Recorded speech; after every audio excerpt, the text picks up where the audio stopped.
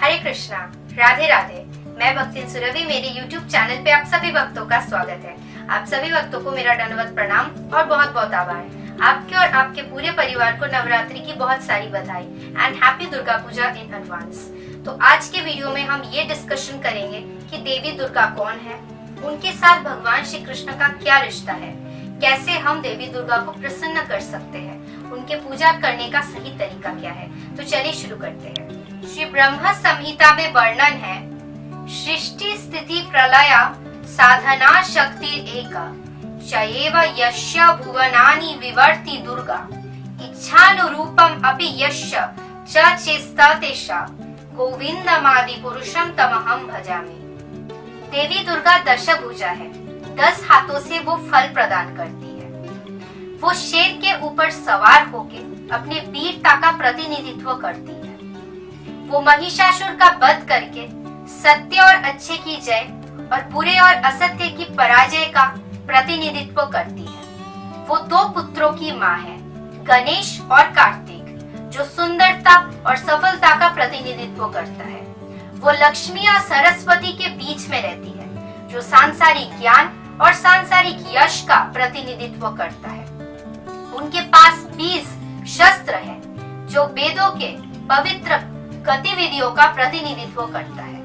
ऐसे देवी दुर्गा इन सभी रूपों को धारण करती है। इस जगत के सारे जीव इस संसार में आने के बाद अपने असली स्वरूप को भूल जाते हैं। ये संसार एक कारागार है, जहाँ पे हम सभी बंदी हैं, और इस कारागार का मालकिन देवी दुर्गा है। इस जगह पे आके हमारे कर्मों का फल हमारे आसपास घूमता रहता है। कभी हमें पनिशमेंट मिलता है, सजा मिलता है, और कभी हमें टेम्पररी सुख मिलता है।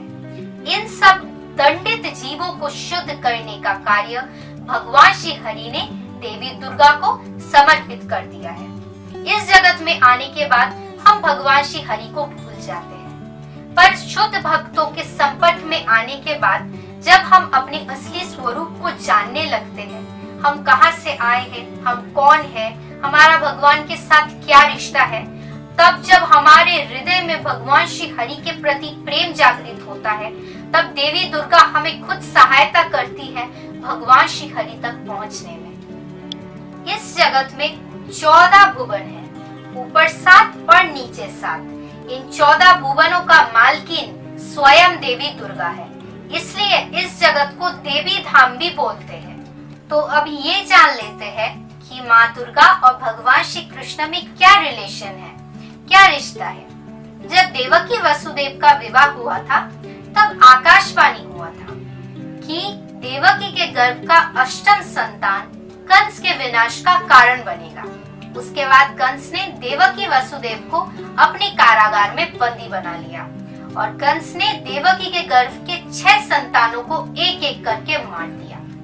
जब देवकी अपने 7वां संतान के साथ गर्भवती थी, वो 7वां संतान स्वयं अनंत शेष यानी कि स्वयं बलराम जी थे। तब भगवान श्री कृष्ण ने योग माया को आदेश दिया कि वो देवकी के गर्भ से उस 7वां संतान को यानी कि बलराम जी को उनके गर्भ से कर्षण करके रोहिणी माँ के गर्भ में जाके ट्रांसफर करके आए। क्योंकि उनको गर्भ से कर्षण किया गया था, इसलिए बलराम जी का एक और नाम संकर्षण भी है। उसके बाद देवकी के 8वें गर्भ से कृष्ण का प्राकट्य हुआ, और गोकुल में यशोदा मैया के गर्भ से एक पुत्री का प्राकट्य हुआ, जो कि स्वयं योग माया थी। तो उसके बाद वसुदेव जी कृष्ण को लेके गए गोकुल में, और नंद बाबा यशोदा मैया के पास रख के आए। और नंद बाबा यशोदा के घर में जो पुत्री का प्राकट्य हुआ था, जो कि स्वयं योग माया थी, उनको वसुदेव जी अपने और देवकी के पास कंस के कारागार में लेके आए। जब ही कंस को पता चला कि देवकी के 8वें गर्भ के संतान का जन्म हुआ है, तभी वो वहाँ पे आए और उस बच्चे को लिया और जमीन पर पटक दिया। जमीन पे पटकने के बाद ही उस बच्ची ने अष्टभुजा देवी दुर्गा का रूप धारण किया। उन्होंने कंस को बोला कि मूर्ख, तुम्हें जो वध करेगा वो अभी गोकुल में है। के बाद भगवान श्री कृष्ण ने देवी दुर्गा को आशीर्वाद दिया कि तुम इस जगत में बहु नाम से जानी जाओगी, जैसे कि दुर्गा, काली, चंडी, सुभद्रा आदि बहु नाम से तुम पूजी जाओगी। तुम मेरे लीलाओं में मुझे सहायता करोगे मेरे अंतरंगा शक्ति यानी कि योग माया के रूप में, और तुम इस जगत का नियंत्रण करोगे मेरे बहिरंगा शक्ति यानी कि महामाया के रूप में। जगन्नाथ जी, बलराम जी और सुभद्रा माँ तीनों भाई बहन हैं और सुभद्रा माँ स्वयं माँ भुवनेश्वरी है। तो इससे हमें पता चलता है कि सुभद्रा माँ यानी कि स्वयं योग माया कृष्ण और बलराम जी की बहन है। श्री बृहद संहिता में वर्णन है, एक नाम शाकायदे बलदेव कृष्णायोर मध्य। यहाँ पे बोला गया है कि जो देवी कृष्ण और बलराम के बीच में रहते हैं उनको एक नाम सा बोला गया है, और कृष्ण और बलराम के बीच में माँ सुभद्रा रहती है तो उनको एक नाम सा बोला गया है, और एक नाम सा माँ दुर्गा का एक और नाम भी है।